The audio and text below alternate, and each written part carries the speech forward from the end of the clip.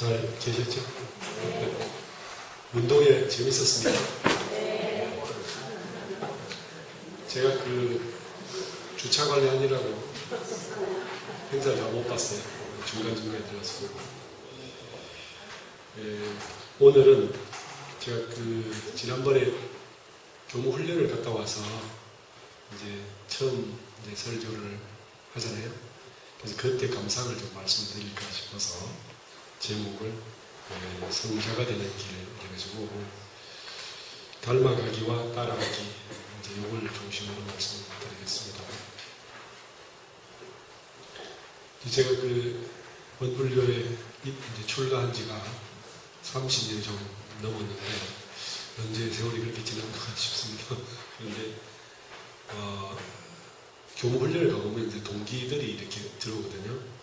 근데 하필 이번에는 아무도 동기가 안 들어오고 그 서울의 그 삼본 병원장하고 있는 이제 그 친구만 이렇게 왔었어요. 그래서 둘이서 이제 같은 방을 썼는데 이때까지 그 이제 그 이름이 김도현 교무라고 30년을 만나도 새로운 면을 또 봤어요. 좀 그래서 그 말씀을 한번 드려볼까 싶은 생각을 합니다.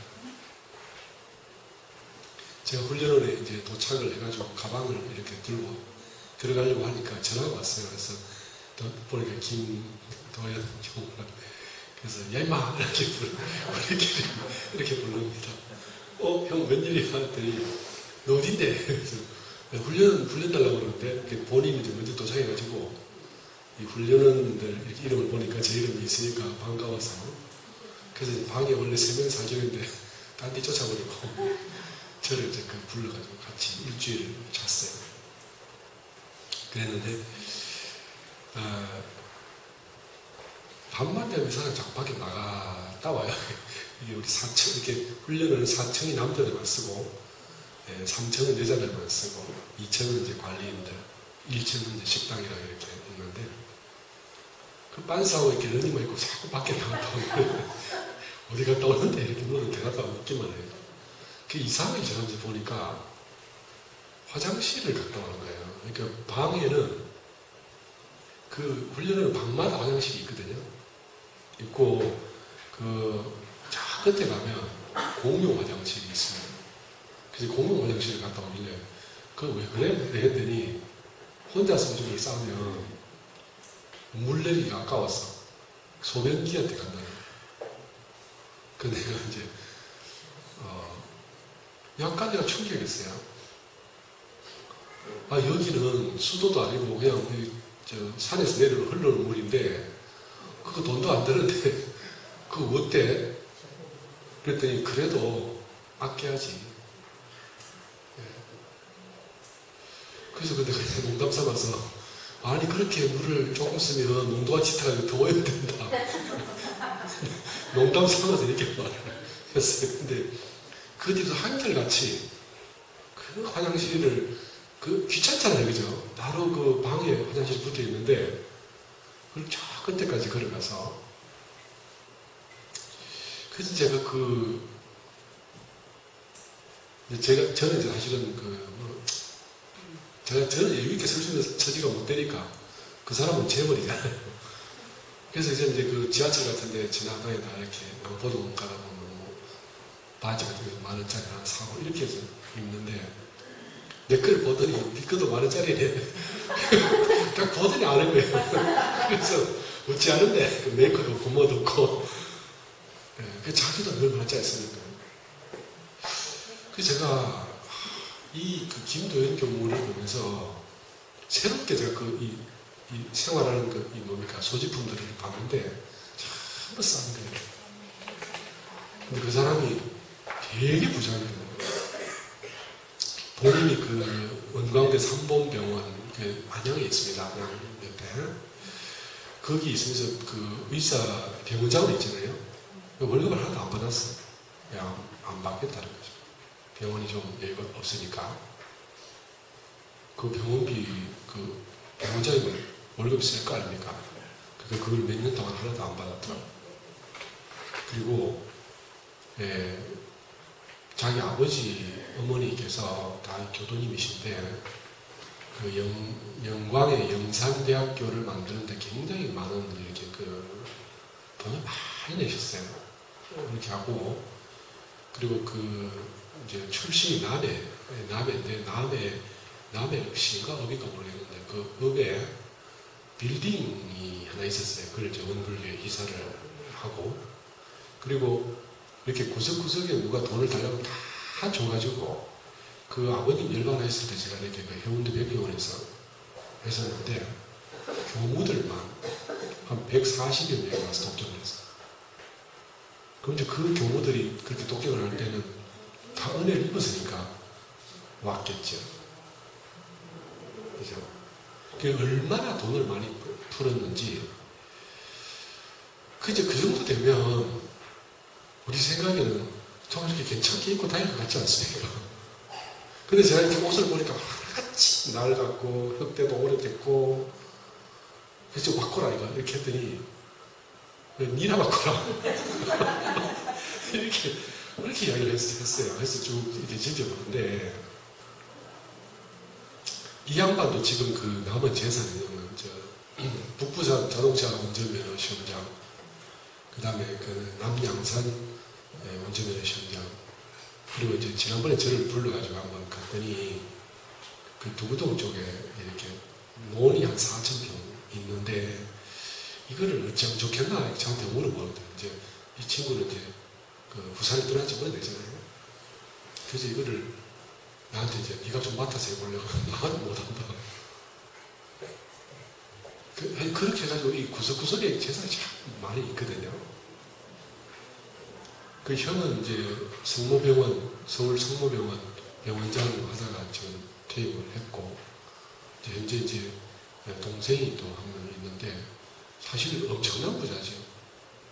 그런데 그 아버님께서 돌아가시면서 그 타던 에쿠스 그 타시던 거를 이제 아무도 안 가져가려니까 본인이 가져다가 집에 놓고 쓰는데, 이게 쓰니까 이렇게 분당에서 이렇게 그 3분까지 이렇게 보니까 출퇴근 하려니까 큰 차가 기름을 많이 먹는다고 그걸 놔두고 중고 이렇게 그 소나타를 하나 사가지고 그걸 타고 다녀요. 그 중고도 보니까 이 사람이 새 차를 안 사더라고요. 그러니까 자기는 일생을 사는데 내가 지금 가진 그 외에 더 필요한 게 없다는 거예요. 필요한 게 없대요. 그 돈을 잘 안 써요.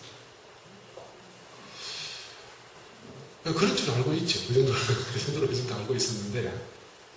그래서 제가 이제 그 예전에 한번 이제 그 박용덕 교모님이라고 이분이 그 이제 원불교의 역사를 이렇게 10권으로 만든 책이 있어요. 그래서 그 중에서 천안원판하고 이제 금강산주의 이 두 권이 사람들이 굉장히 인기가 많아가지고 이렇게 다 팔리고 없어 절판됐죠. 그래서 내가 그거를 살라니까 박용덕 교모님이 책이 다 나가 없다면서 새로 찍으면 안 되냐고 했더니 돈 1,000,000원을 달라는 거예요.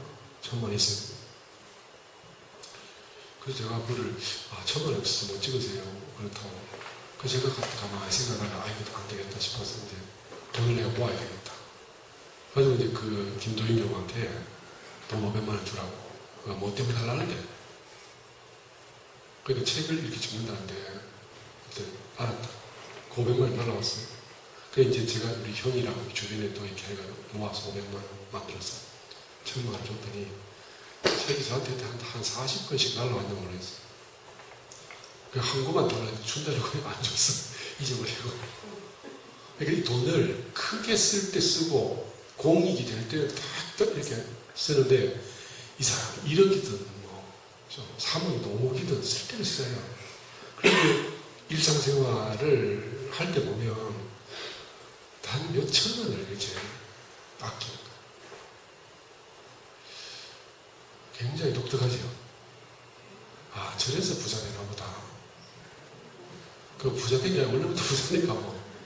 그리고 자기가 그 전문 출신 할 때는 의사가 사실 전문의를 따가지고 저희들 원불교과 있을 때 합류를 했거든요. 원불교과 3학년 때 저희 같은 학년이가 같은 방을 썼었어요. 그러면 의사로 평생을 살면 그것도 돈을 많이 벌 수 있잖아요. 근데 그렇게 안 하고 대산종사께서 너 출가해라. 그 한 말씀에 딱 출가를 했는데 그때 그 출가할 때 어떻게 출가했냐면 군의관을 하고 있을 때 어머니가 그 대산종사에 내려가지 않아서 이제 갑자기 갔는데 대산종사께서 이렇게 옛날에 이렇게 걸어가시면 꼭 옆에 손을 잡으시잖아요. 이렇게 늘. 그죠? 한참 가고 계신데 이제 뒤에 이렇게 따라갔더니 쳐다도 안 보시고는 손을 탁탁 들어보는 뒤에 손을 이렇게 내시더라고요. 그러니까 이제 그때 그 어른이 귀가 어두워서 누가 오는지 아닌지도 모르는데 그때 김도영 교가 얼마나 좋았는지 그 손을 잡으면서 이렇게 딱 그래가지고 한 2, 3분 걸었는데 너 출가해라. 그렇게 생전 처음 하는 사람한테. 근데 그때 감격을 하고 출가를 했죠. 근데 이제 이 친구가 출가를 하긴 했는데 사실 그 원불교에 아는 사람이 없잖아요. 많이 외로웠죠. 많이. 이제 외롭고 그러니까 힘들어하고 그런 과정이 있었는데 이제 그것 때문에 또 저랑 더 친해지고 그래서 아주 그 가까운 사이가 됐어요. 그래서 저를 보면 혹 장난을 치고 근데 저도 모르게 갑자기 제 핸드폰에 뭐 문자가 왔는데 보니까 제가 샤워하는 사진을 다 찍었죠. 날렸죠. 너 나한테 잘 보이는데 잘 몰라면 너 이제 이거 간다. 근데 막 열몇 카드를 찍어가지고 보니까 이런 장난을 쳐요. 이렇게 학생 때문에 장난을 쳐 놀았거든요. 그때는 뭐 이런 핸드폰 같은 거 없었으니까 다른 게 장난을 쳤는데 근데 제가 이 말씀을 드리려는 게 아니고 제가 거기서 그 일주일 동안 같이 살면서 이렇게 느낀 게 이게 뭐냐면 이 사람이 진리 공부를 그렇게 깊이 한 것도 아닌데 그런데 참 원불교적이 돼 있어요. 목소리가 작습니까? 네. 이 양반이 그렇게 부자인데도 자기는 그 돈을 쓸 이유가 없는 거죠. 쓸 데도 없고. 그러니까 나쁜 습관이 안 들어있기 때문에 보통 우리가 별로 안 좋은 습관들이 계속 돈을 쓰게 되는 거잖아요. 그죠? 좋은 습관은 희한하게 돈을 버는 구조예요. 우리 살다 보면. 그런데 습관이 다 바르게 돼 있으니까 돈이 나갈 구멍이 없어요. 그래가지고 이제 제가 이 친구 사는 걸 그 부모님을 잘 알고 예전에 그 어디냐면 노포동역 바로 위에 또 이렇게 그 조경농원이 큰 게 있었어요. 거기에 그것도 한 몇천 평 되는데 거기에 가면 어떻게 예쁘게 꾸며놓고 어머니께서 정성을 들이고 살았는지 한 인사를 드려가면 참 깔끔하시고 깨끗하시면서 아주 근검절약하시고 그러니까 그 부모를 보면서 엄마 아버지가 하는 걸 보고 저렇게 만들어지는구나를 제가 느꼈어요. 참 건실하고 우리가 생각할 때는 자식이 참 어디서 저렇게 태어났나 이렇게 생각하기 쉽잖아요. 그런데 참 닮아간다. 참 닮아간다. 내 아들은 안 닮는데 남 아들은 좀 닮죠. 그죠? 내 아들은 나를 안 닮았는데 다른 집은 보면 다른 집 부모를 좀 다시 닮잖아요. 그런가요? 안 그렇습니까? 한번 보시면 지금. 그래서 이게 제가 수행을 수없이 해도 닮아가기만큼 못 따라갈 수도 있겠다. 제가 그 생각이 문득 들더라고요. 좋은 부모 만나서 좋은 부모가 사는 모습을 닮아가는 것이 이게 참 빠른 길이다 생각이 들고 그러니까 제가 그 일주일 동안 그 훈련을 하면서요 그 교우님들 살아가는 모습들 어른들 그죠? 이 법사님들 오셔서 사는 모습들을 보면서 참 이렇게 사는 게 낙원이다 하는 생각이 드는데 문제는 우리가 그런 때를 깝깝해서 못 견디잖아요. 어린 친구들은. 그러니까 보살을 만나면 보살을 닮고, 부처를 만나면 부처를 닮아가고, 깡패를 만나면 깡패를 닮아가는 거죠. 시간의 문제지. 그죠? 그러니까 이 오프라 윈프리가 한 말처럼 내가 성장하고 싶거든. 최소한 나와 같거나 나 이상인 사람을 만나야 내가 성공한다. 이렇게 말씀을 하셨죠. 이게 성자를 만나서 성자를 함께 살다 보면 성자를 닮아가는 거지. 그렇죠? 그러니까 내가 우리 아이를 어떻게 가르친다가 아니라 내가 어떻게 살면 내가 닮아간다. 이게 혹 아닌 것 같이 보이는 경우도 있습니다만은 그건 한 건 한 건에서는 아닐 수 있지만 전체적인 큰 틀로 보면 대체로 닮아갈 수밖에 없죠. 그렇죠? 네. 설사 우리 아이가 뭐 큰 실수를 했다 치더라도 먼 일생을 놓고 보면 대체로 부모를 닮아요. 한두 건이야 키우다 보면 실수도 하고 엉뚱한 짓도 하고 그런 거야. 왜냐면 100% 엄마 밑에서만 크면 모르지만 친구도 만나고 그죠? 또 옆에 이상한 놈도 만나고 하니까 그런 게 살짝 물들 수 있을지 몰라도 마침내는 부모를 닮아간다. 이거에 대한 믿음이 있으셔야 되죠. 그래서 우리도 어쩌든지 이 교당에서요, 교당 교도님들이 아무리 보셔도 교당 교도님들보다 좋은 양반들이 별로 없잖아요. 그죠? 물론 바깥에 좋은 사람이 있지만 간혹 있는 것이고 교당은 교도님들이 다 좋으시잖아요. 그러니까 여기 와야 이걸 닮고 또 이분들이 대종사님을 닮고 그죠? 법사님을 닮아가고 그러기 때문에 이 닮아가기를 열심히 해야 되겠다.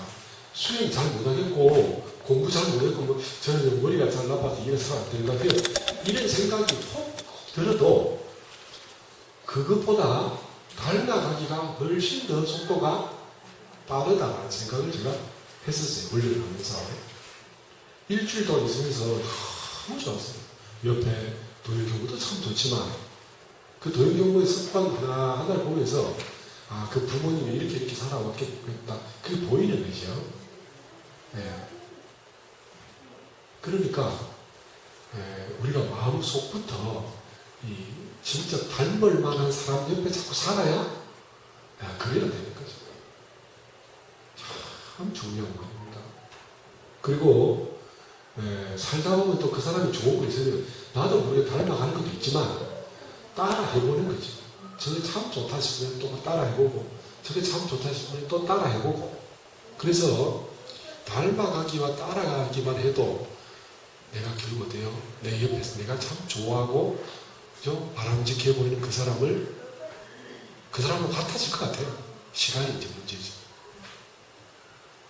그래서 이거를 된장께 딱 한마디 말씀으로 부처님이 드시다 남긴 밥을 먹기만 해도 된다. 이런 말씀 하신 적 있죠. 그 해석하시잖아요. 이 말씀을 하나 제가 드리고 싶고 이제 그런 데다가 우리 옆에가 딱 부처님들만 쫙 계시면 참 좋겠는데 좀 잘 아니잖아요. 그러니까 못해요. 이제 나름대로 공부도 해야 되겠죠. 그래서 이 공부하는 거를 우리 교도님들이 참 어려워하고 힘들어하는데 이것도요. 제가 이제 여기 나와 뭐냐면 지혜 기르기와 수행하기 이렇게 두 가지 말씀을 적어놨어요. 지혜 기르기라는 거는요. 무슨 어려운 책을 보고 이렇게 해서는 금방 포기합니다. 맞죠? 뭐 책 보고 공부를 안 하고 대부분 하는 사람 다 포기해버리기 참 쉽거든요. 그래서 그렇게 하기 어려우면 제가 이렇게 공부하는 방식인데 가만히 내 생활에서 살면서 궁금한 것 이거 왜 이렇지라고 느껴지면 그것만 그냥 왜 그렇지 않는 거 하지 말고 그거 왜 그렇지? 라고 한 번 더 생각해보고 내 이 살아있는 깨어있는 정신으로 그걸 왜 그럴까? 그건 왜 그렇지? 이건 뭐지? 이렇게 생각해 보는 거죠. 이게 바로 지혜 기력입니다. 이게 유교에서 보면 그 수신제가하고 치고 평천하다 이렇게 하는데 그 말을 우리가 사람들이 많이 알지만 그 앞서서 뭐냐면 경물치지 성의정신이라는 말이 앞에 있습니다. 경물치지가 뭐냐면 격물이라는 말은 그 모르는 것을 딱 대하면 지가 생긴다. 경물치지. 모르는 것을 그냥 생각 없이 대하는 게 아니라 그게 뭐지요? 똑바로 보면 지혜를 이룬다 이 말입니다. 그러니까 지혜 기르기를요 마치 내가 잘 모르는 것들에 대한 공부로 어떻게 해결할 거라고 생각을 하실지 몰라도 실제로 일상생활에서 내가 접한 하나하나의 생활에서 저게 왜 그렇게 됐을까? 이건 뭘까? 저 사람 왜 저러지? 저 사람 왜 화났지? 저 사람 어떻게 성공했지? 그 보이는 대로 그 머릿속에 상상하지 말고 보이는 대로 가만히 보아서 하나하나를 알아가는 이것을 경물치지라고 하고요. 지혜에 이르면 성의정신이라는 건데 정성스 뜻이 정성스럽고 그죠? 그다음 마음을 바르게 한다. 그 성의정신입니다. 경물치지 성의정신이 되면 수식이 되고 수식이 되면 제가 되면 치국이 되고 치국이 되면 평천하가 된다. 이게 유교의 뜻이죠. 여기도 보면요. 근본적인 핵심이 뭐냐면 특별한 걸 배우는 게 아니라 내 눈앞에 어떤 일을 닥쳤을 때 어려운 문제가 있을 때 이걸 어떻게 할까 하고 생각을 한번 해서 해법을 찾는 감정을 내고 화를 내고 슬픔에 빠지고 그죠? 좌절해버리고 이렇게 하지 말고 가만히 봐서 이게 답이 있을까 찾아보는 요것에서 저희는 지혜가 길러진다 생각하고 여기다가 조금 더 나아가면 혹 내가 생각 잘 모르겠다면요 혹시 주변에 알만한 사람한테 물어보고 그죠? 거기서 더 나아가면 그와 관련된 책을 한번 찾아보고 책 보는 거는 세 번째죠. 그렇게 하면 제 생각에요 우리가 아무리 어리석어도 시간이 지남에 따라서 점점 지혜가 길러진다 라고 생각을 합니다. 원불교 공부가요 이런 데 있어요. 이렇게 해서 5년, 10년, 15년 지나면 누가 봐도 그 사람 어리석다고 할 수 없고요. 한 30년 지나면 저 사람 참 지혜롭다라는 소리를 들을 수 있대요. 30년까지 안 갈 겁니다. 한 10년, 15년 지나면 저 사람 참 생각이 깊고 생각이 있고 지혜가 있다 이렇게 말을 할 거예요. 그것이 제가 지혜길이라고 생각하고요. 그 다음에 수행하기인데 이 수행하기도 역시 마찬가지입니다. 어떤 일을 해야 될 일은 하고 멈출 일은 멈추고 참을 일은 참고 그죠? 그리고 내가 당한 일들을 순서 따라 이렇게 많이 보면서 놓치지 않고 살다 보면 요 하나하나가 수행입니다. 그래서 이거를 좌상 전 종목사님, 좌상 상사님께서는 일과에서 동력하라 하는 말씀이 이 말씀입니다. 그래서 특별한 공부를 어떻게 해서 나는 된다. 공부를 잘하는 사람은 아주 특별한 머리를 가지고 이렇게 진급했을 것이다. 이렇게 하지 마시고요.